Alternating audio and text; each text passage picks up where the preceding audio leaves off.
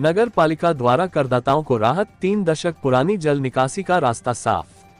खबर विस्तार से। जनपद हापुड़ में नगर पालिका परिषद पिलखुवा अध्यक्ष कार्यालय में शनिवार को आयोजित समीक्षा बैठक में नगर के विकास को नई दिशा देने वाले कई अहम फैसलों पर मुहर लगी। करदाताओं को बड़ी राहत देने के लिए ओटीएस योजना लागू करने, 3 दशक पुरानी जल निकासी समस्या के समाधान, 6 करोड़ 80 लाख रुपए की लागत से आधुनिक ऑडिटोरियम, मिनी कॉम्प्लेक्स, पार्कों के विकास और सरकारी भूमि संरक्षण जैसे मुद्दों पर विस्तृत रणनीति तय की गई। पत्रकारों से हुई प्रेस वार्ता में जानकारी दी गई कि 15 अगस्त से 15 दिसंबर तक गृहकर, जलकर और सीवकर के बकायेदारों के लिए एकमुश्त समाधान ओटीएस योजना लागू रहेगी। योजना के तहत बकाया जमा करने वाले उपभोक्ताओं को ब्याज और सरचार्ज में 100% की छूट मिलेगी। पालिका ने अधिक से अधिक करदाताओं से इस अवसर का लाभ उठाने की अपील की। उम्मीद है कि योजना से राजस्व संग्रह बढ़ेगा और लोगों को आर्थिक राहत भी मिलेगी। 30,000 लोगों की जलभराव की समस्या होगी दूर। रेलवे स्टेशन के आसपास वर्षों से जलभराव झेल रहे इलाकों के लिए भी बैठक में बड़ी जानकारी दी गई। रेलवे ने पिलर संख्या 3 से 12 तक नाला निर्माण के लिए भूमि उपलब्ध कराने की स्वीकृति दे दी है। पालिका जल्द निर्माण कार्य शुरू करेगी।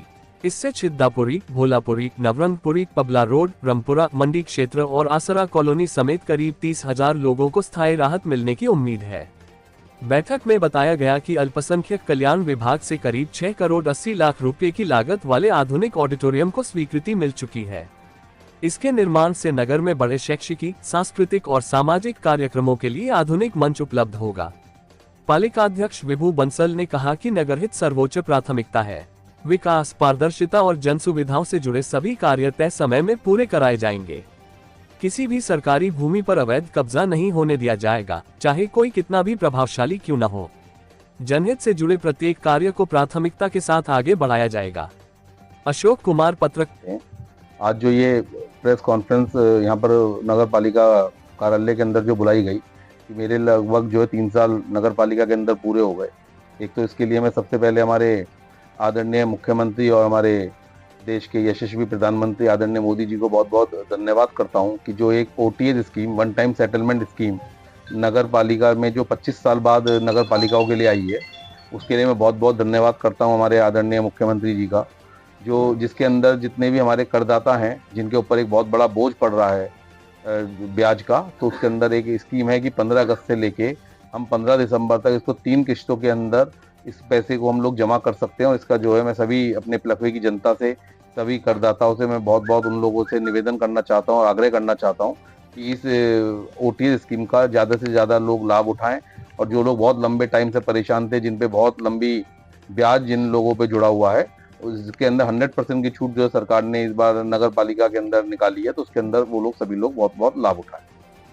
ठीक है, जैसे कि आप प्रेस कॉन्फ्रेंस करके बता रहे हैं कि जनता को इसका लाभ मिलेगा, क्या इसके कैंप कार्यालय भी बनेंगे जगह जगह? इसके लिए हम लोगों ने एक सिस्टम बनाया है कि हम लोग इसके अंदर जो है सारा प्रचार प्रसार करेंगे, होल्डिंग के माध्यम से, पम्पलेट के माध्यम से, और जगह जगह हम म्यादी कराएंगे इसके अंदर, जिससे कि लोग अवेयर हों, ज्यादा से ज्यादा लोग इसका लाभ उठा सकें।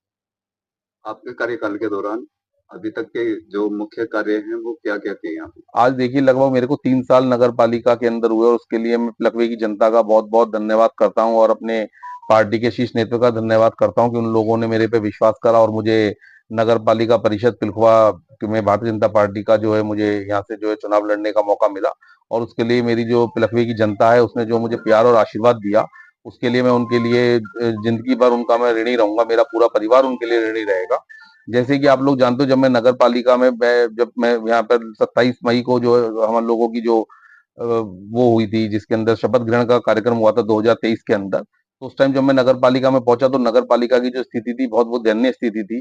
हम लोगों पे बहुत कर्जे थे और काफी विकास कार्य यहाँ पर रुके हुए थे। तो मेरे चुनाव जीतने के बाद सबसे पहले जो हम लोगों ने यहाँ पे इस चीज पे फोकस किया कि जो भी यहाँ पर भी पेमेंट पेंडिंग है, हम कैसे उस चीज को सुचारू रूप से कर पाए।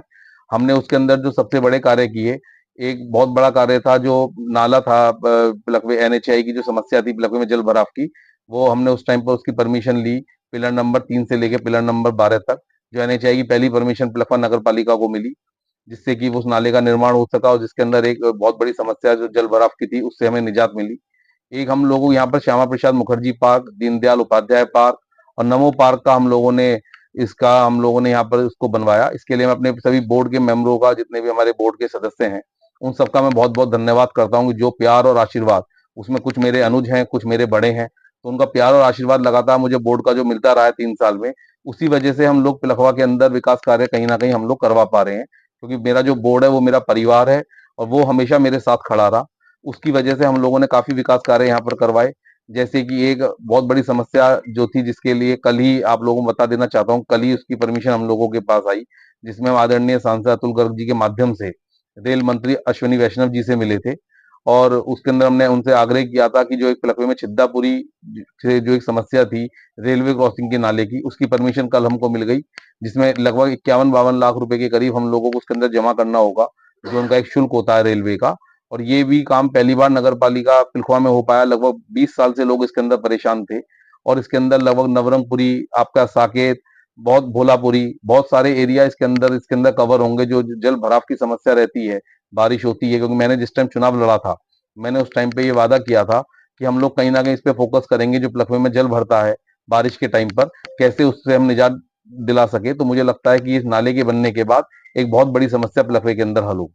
सर एक सवाल और है, जो ओटीएस की आप बता रहे हैं योजना, 25 साल बाद आई है वो, तो क्या आगे भी अब जारी रहेगी? देखिए आपके कार्यकाल में ही आई है। नहीं, ये जो योजना आई है, ये 15 अगस्त से लेके 15 दिसंबर तक की स्कीम आई है सरकार के जी। द्वारा। और इसके लिए मैं यही आपसे, मैंने अभी कहा था कि मैं यही कहना चाहता हूँ कि जितने भी हमारे इसके अंदर पिलखवे के नागरिक हैं, इसका वो ज्यादा से ज्यादा लाभ उठाएं। क्योंकि एक बहुत बड़ी समस्या है, बहुत लोगों पे बहुत बड़ा ब्याज जो लोगों पे जुड़ता रहा है, इसमें 100% सरकार ने ब्याज को माफ किया है।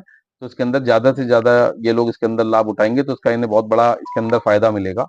और जैसे कि एक लखवे के अंदर एक बहुत बड़ी समस्या थी, जो हमारी सरकारी भूमि थी, उनके ऊपर लगातार जो है कब्जे होते रहते थे। तो उसके लिए भी बोर्ड के माध्यम से मेरे बोर्ड के सभी मेंबरों ने उसके अंदर मेरा सहयोग करा। हम लोगों ने उसका टेंडर किया कि जितनी भी सरकारी जमीनें हैं, उसके अंदर सबके हमने बाउंड्री वॉल का काम शुरू करा दिया। जो संतोषगढ़ी का एक उदाहरण है, जहाँ पे हम लोगों ने इसका काम शुरू करा दिया है। और बहुत जल्दी जितनी भी सभी सरकारी जमीन है, उनके अंदर 100% बाउंड्री वॉल करा दी जाएगी।